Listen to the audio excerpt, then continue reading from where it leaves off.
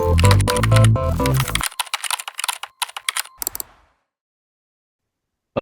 everyone. Welcome back to Venture Wisdom. This is the place, as you know, we talk everything venture capital and private equity.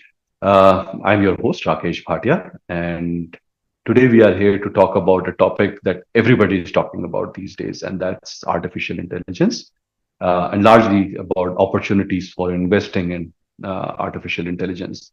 Um, to discuss, we have two very interesting folks joining us for the conversation. We have Jing. Jing is the general partner of Y Plus Ventures based out of Palo Alto, who has spent last 15 plus years in industry and last couple of years in investing. She's a Stanford graduate, has taught, has been an operator, and now an investor in AI. We also have with us Murray Newland. Murray is a well-known name in the venture, startup, and AI circles in the Silicon Valley and San Francisco Bay Area. He is also the general partner of Y Plus Ventures, and also the founder of Open Future Forum. He has spent 25 plus years between several C-level positions, founder of some well-exited startups, and again now as the general partner of Y Plus Ventures. Y Plus is a AI-focused early-stage venture fund based out of Palo Alto. And today, between these two, we will be talking everything around the evolving landscape of AI, what they as investor look at when they are evaluating companies to invest in, how LPs look at them when they are investing in it, and where they see the AI investment further evolving. So thank you so much, Jing and Murray, for taking time to speak with me today. Yeah, thank you so much for having us on. It's been amazing getting to know you and your team over the last few years, and thank you for staying in contact. And I think this is the power of relationship and building connections. And we hope to build connections with people from around the world, including people watching and listening to your show. Awesome. No, thank you so much for those kind words. And pleasure having you over, Jing, as well. AI is what we are here for, and I think what is binding everybody together. And we are right in time when OpenAI announces 4.0 as well. So much happening. It has evolved right in front of us because I was just looking at the numbers in AI investing back in 2012, which was probably about $3 billion to $4 billion just in January and February this year itself. Right, so the numbers have drastically changed. That means something good is happening, and I know that you guys have been playing a major role, sitting out of the Silicon Valley, which probably is attracting the most investment in the AI as well. But then would love to understand the investing part of it. But for the sake of our audience, Jing and Murray, I would like to hear your thoughts of how the investing, or not the investing itself, but the landscape for AI is broken between different aspects today, right? Everything between the hardwares to models to whatnot. There's so many things that we hear. So would you like to explain to our listeners how is this landscape broken between different aspects of AI? So what's interesting when you see a cycle like this is where the money goes at different stages in the cycle. So if you think about the birth of the internet, a lot of money went into the cable hardware, the connections. A lot of money was the value of AOL. For those old enough, you got a CD in the mail and you got to connect your computer, and that was the central driver. And still, a lot of the investment is going into the very basic elements of the early parts into building models itself, and infrastructure. And that over time tends to change from the infrastructure to the application layer.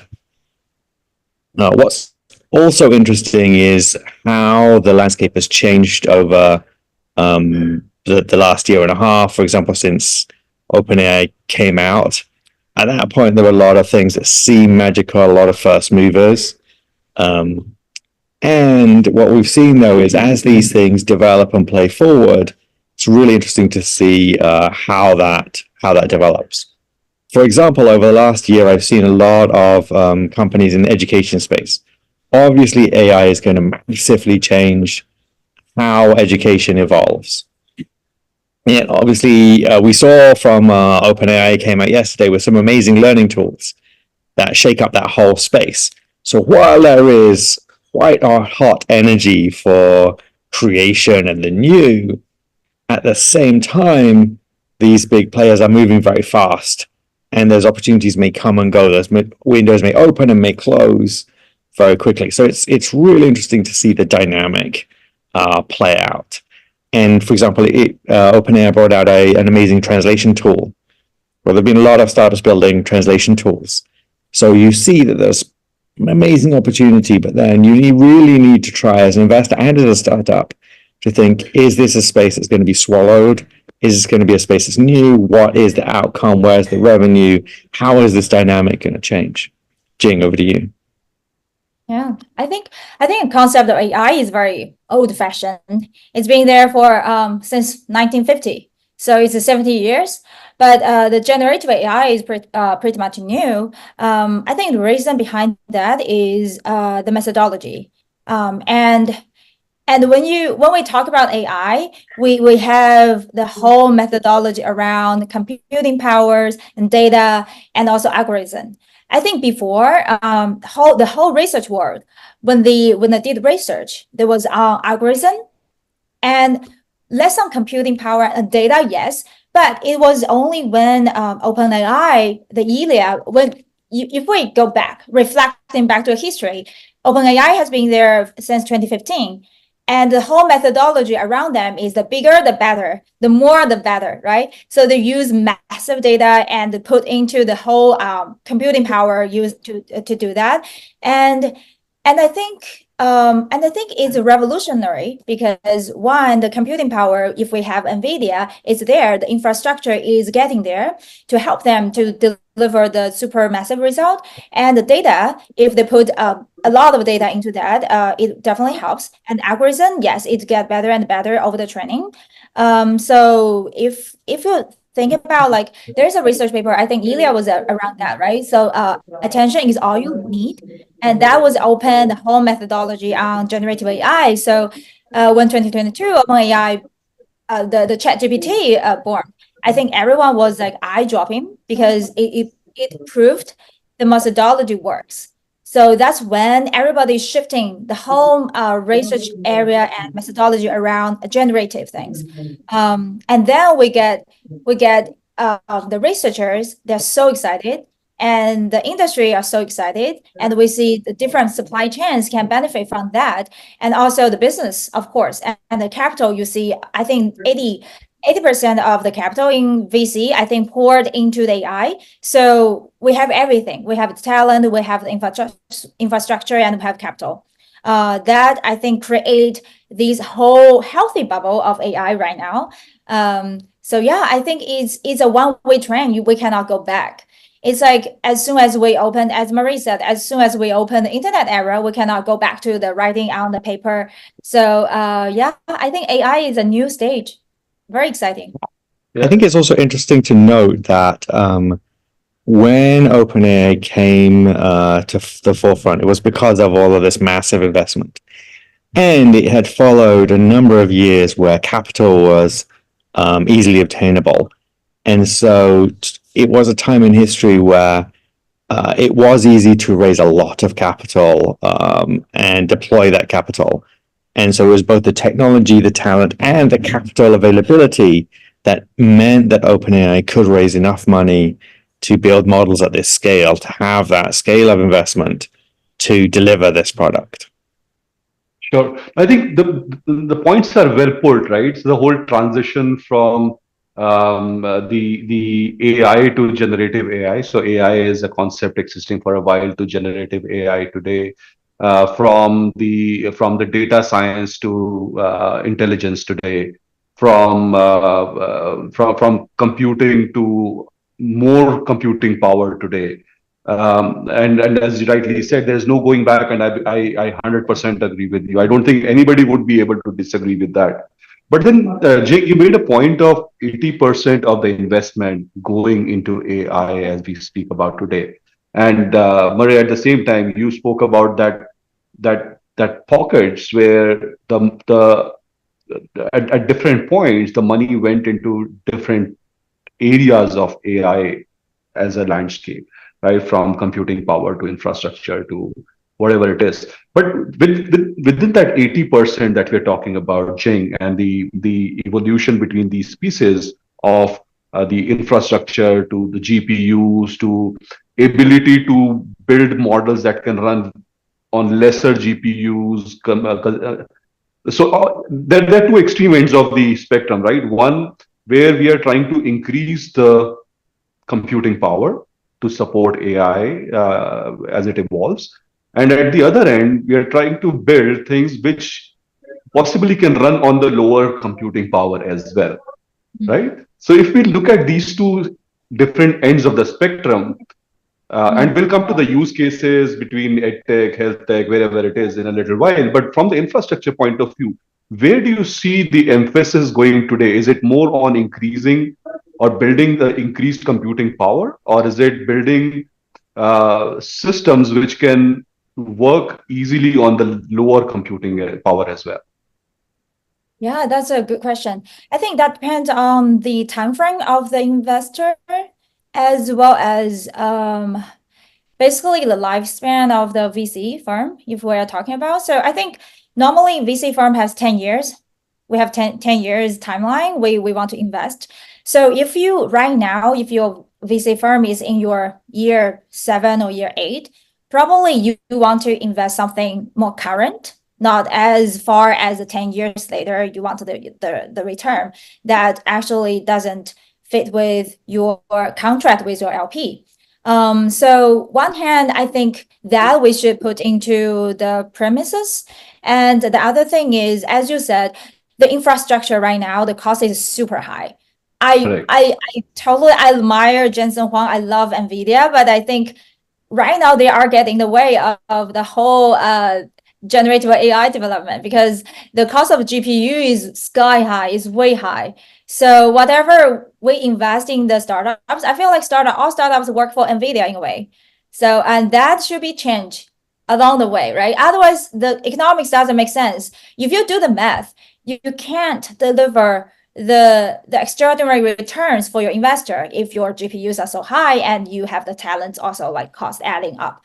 So yeah, I think by absolute number, right now the infrastructure, the computing power definitely will eat majority of your investment. But I think the curve will drop heavily along the way, and it will be dropped very soon. That's my hope. Otherwise, we need to think about other forms like quantum physics, quantum computer, right? Instead of these computing power GPUs. So we need to have alternatives. And on the other note of your saying like cheap computing power, I think yes, definitely there should be some alternative ways for people to save cost, because not all people need super high intelligence level of AI. Some of the user case just need good enough AI to work. So yes, I think that for the startups, the founders, they should have this mindset in mind as well. I think there's some interesting use cases that I've seen where people are using much smaller models, which can run on much simpler devices with much less requirements, as a very small model, basically taking in the data and then only calling the larger models and only using more compute when they need to. So I'm seeing interesting cases where people kind of split the power and the requirements for processing power. For example, if we were having this conversation, you could use a small model to bring in the content to make simple determinations, and then if that model determines that you need to actually need more intelligence, you can reach out to larger models. I do think though that Jing was right. We need more people will work on ways in order to reduce the cost of compute. I think that there is a huge driver for that. I think one of the things that Bay Area has going for it is it has in the San Francisco Bay Area. Companies have been able to raise a huge amount of money, more so than anywhere else in the world, and that's one of the things that actually is enabling the Bay Area to drive this, because it can raise more money. It's very hard for companies in other places in the world to raise as much money and so have that compute power and be part of that. So I think that is also distorting the market and helping the Bay Area. But I also see that there are that in fact that necessity, what we've seen with many revolutions around the world, is that the necessity drives creativity. And I actually think we'll see some amazing AI projects come from other places around the world where, due to necessity, they'll find ways to run AI on smaller models, on simpler technology. So I'm quite excited by that as well. No, I think that also goes to the industry, where you are in the industry position. If you're talking about LLM, that is a base level, and then we have middle level and application level on the top. So for the LLMs, I don't think any country they can have 20 or 50 LLMs parallel. I think that should be something like, if we use analogy, like for example, the electricity. Your electricity companies, I think in a country maybe it's just like 5, or sometimes it's a 2 or 3. So those fundamental infrastructure, definitely they need a lot of capital, but there should be less room for players. And for the middle layers, and then that's more. And for the application level, that's massive. So yes, I think if you put your horizon into 10 years or 20 years, I think application level should be something that interesting about. But right now, because the infrastructure is not there, is not mature yet. So everybody was to putting the efforts into infrastructure stage. I think that's also a reason. Sure. No, I agree with that, because I think like any other technology that has evolved in past that we have seen, until there's a proper use case, or there are use cases that are addressed, or the business cases that are addressed, that technology only remains a noise, which is already seen from the AI perspective that it has crossed. And that is where the whole game of the application and the business cases comes in, right? So if we switch gears and move away from infrastructure for a moment, and coming to you guys wearing your investor hat, right? Which side of, again, I'll park the infrastructure, particularly from the hardware side of it. Nvidia's and all the people of the world are playing their game in their own way. But then, as you rightly said, you cannot have too many models, but you have countless business cases and use cases still to be addressed, and they become even more large when you localize it by the geographies in different parts of the world, right? By the types of consumer who's addressed, by the types of businesses that are addressed, and further broken down by geographies, jurisdictions, domiciles, and whatnot. Where do you see, as an investor, the need for money at this point of time from the startup's point of view, and where do you see the real opportunities coming from? I think one of the things that's really interesting is to firstly acknowledge where we are. So when the internet first came online, people thought of it as reading content. And you might have thought that newspapers would be the dominant players in this in the internet space, and that proved just not to be right. So I think firstly, we should acknowledge that a lot of what people are doing right now is building faster and better shoes for horses, and we don't know what the car is, let alone the electric car or the flying car or any of these other things. So I think that the first acknowledge that we're just at the start of this, and probably the use cases for this haven't been invented yet, or they're just being invented. So we're still in the somewhere in the Netscape browser stroke Microsoft stroke MySpace iteration of the internet, and we definitely don't know what's going to be coming out.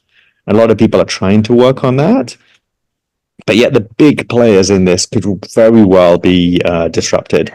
Even with OpenAI, with its latest announcement, people were saying that it was going to be a new search and that would entirely disrupt the whole Google business model. And that is expected to come very shortly from some player.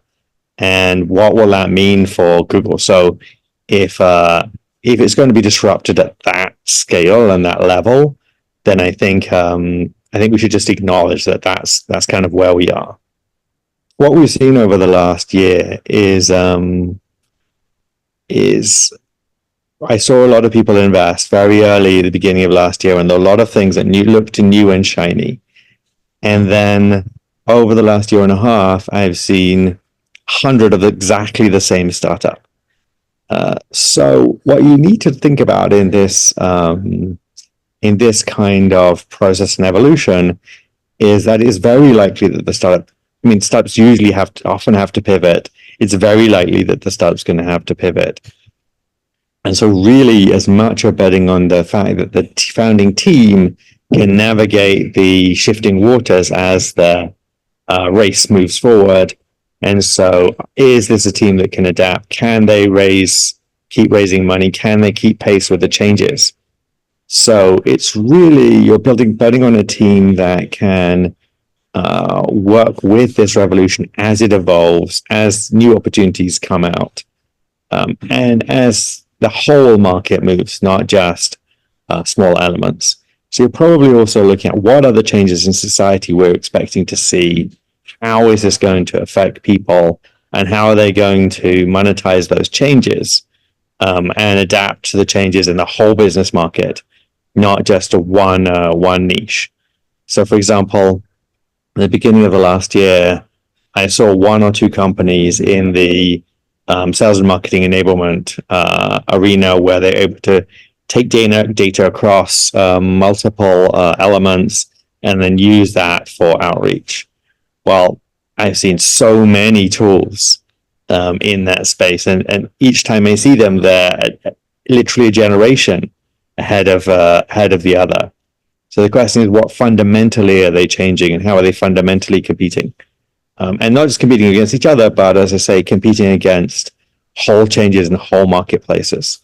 And then also the question is, if that whole market is moving so quickly, are they going to try and be a new dominant player in a new landscape, or are they going to try and have an exit to one of the existing players? Those existing players will need to make purchases in the space in order to keep up and compete with each other. Yeah, I agree. I think one is know the unknown. So I don't think ideas matters much at this point, but the talent and the team matters. So for startup founders, I think find the class A team and just work on that and build your team, build your best team possible, and that can help you survive. And the number two, I think don't hit. So I think don't hit the stone with the egg. So of course, I think startups, they should come up as idea or like their market niche where the big players doesn't care. It's not, they can't hit the core business model of the giant players. For example, if you are playing the ads towards Google, yes, I think Google will. Well, it's just like lose game in a way. But something that they don't care, or the large language models don't have easy way to win. I think that will be the startup's sweet spot. Sure. But I think couple of very interesting points made between the statements that both of you just made, right? And I will probably try to connect it one of the earlier statements that you said, Jing, and bring it back to what I'm trying to say is that you made a very subtle statement which said that it's a healthy bubble, right? Which says it's still a bubble, right? But the point that I'm trying to come and connect with what Murray further said, and you also did, is the amount or the quantum of business ideas that are so similar looking and sounding quickly coming up, right? So you see one after the other, after the other, after the other, and don't know. I would say there are quite a few unknowns there, right? One of the things again you mentioned is the ability to monetize, ability to pivot if it is required. But then you are an investor. You have that finite life. You have to return the money to your investors. You have to make money for yourself, like any other VC, for that matter. Okay, it's understandable that you bet on the teams, but then when you are looking at it, other than the team, what lens are you using to see there's a potential to monetize what they are doing? And even if there's an opportunity to make an exit, like Murray said, how many exits can you have in the same space, right? It's also limited. So, what lens are you using to evaluate a potential or potentially investable company when it comes to the healthy bubble of AI as we are speaking about?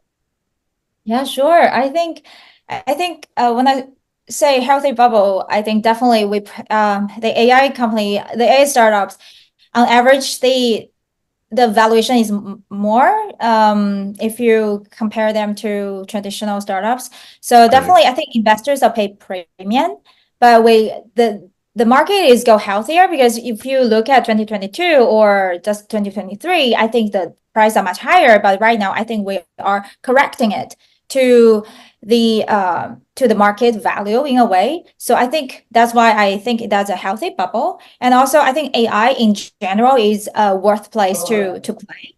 So for startup founders, if they want to like jump into AI ship, I think yes, go for it. I think the whole ship will take off.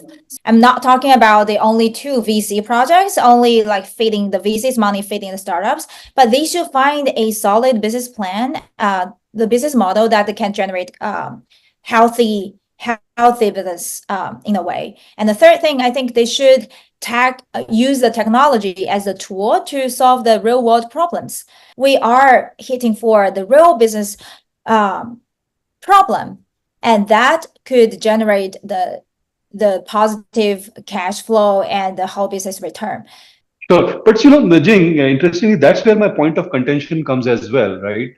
Whatever you said perhaps is good from a founder's viewpoint, largely. I know that you brought in the investor's viewpoint as well, right? But I come from a generation which perhaps has seen both sides of it, right? We believe in the technology evolution because we have seen all stages of technology evolution, from no internet, the paper mails, to the dial-up connections, to where we stand today, right? At the same time, that lifetime spent in the industry also makes us wary of the true returns that can come out as an investor. And we have some real use cases, or not use cases, but the real scenarios that have happened in the real in the recent past. Things like what happened with the blockchain boom when it came in, right? Money came, money vanished, and so on.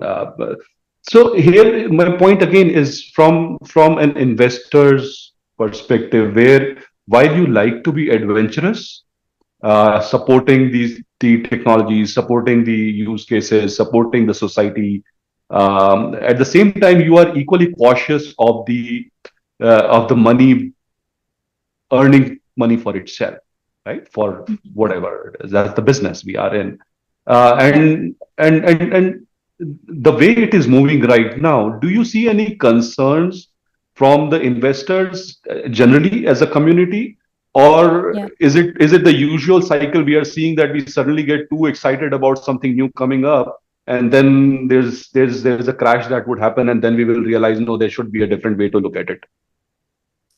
Yeah, I think in a way, yes. I think you're right. So it definitely, so there's something is like the truth, the North truth and the fashion. I think in a way, definitely in the VCs, we see a lot of fashions. And the fashions comes and goes, as you said. If you're looking at, for example, the first industrial revolution, we have the steams, right? The steam engines, and then we have electricity, and then we have internet. And for those things, they fundamentally change how people live in the world. And right now, the AI, I think they fundamentally change how people think and how people can communicate. And so that's a brain power. So if we talk about the cars, they just liberate our physical manpower. I think in AI era, they liberate our brain power. So that's very powerful. And I think that's a North truth. And then if you're tagging along, for example, the macroeconomics of society where we're going, is I think we are the generation, or our kids' generation, the birth rate is very low. So we don't, as a human beings, we don't want to like reproduce in the way that our former generations did. So that creates a problem that the labors will be so expensive. The labor cost will be more expensive over and over years. And how to solve that labor cost? Only AI can solve that, or only like So you use machines. I think I get that. So I'm in no denial that AI is the future. I'm in no denial that AI will change the way we have lived so far, right? And I do understand all the reasons why it has to further pick up, right? Everything from the workforce availability to workforce cost to whatever it is.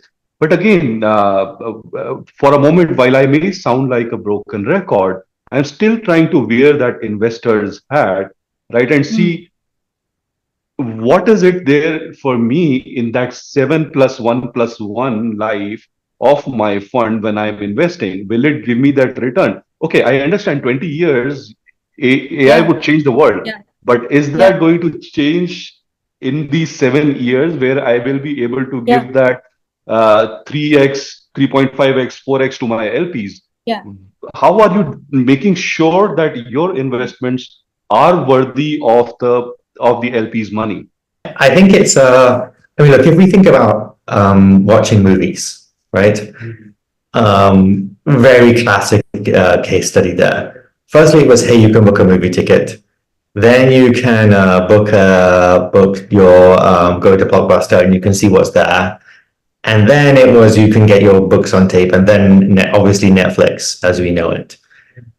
So the question is, yes, human behavior is going to be revolutionized, but who is going to be able to spot the end business dynamic that is going to change things?